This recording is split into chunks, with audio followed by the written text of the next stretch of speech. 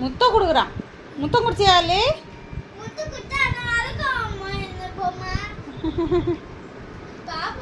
முத்தம் கொடுத்தியா அல்லிம்மா? என்ன பண்ண நீனு? ஆர்லி உனக்கு பொம்மை வேணுமா? உனக்கு வேணுமாடி செல்லம்? அது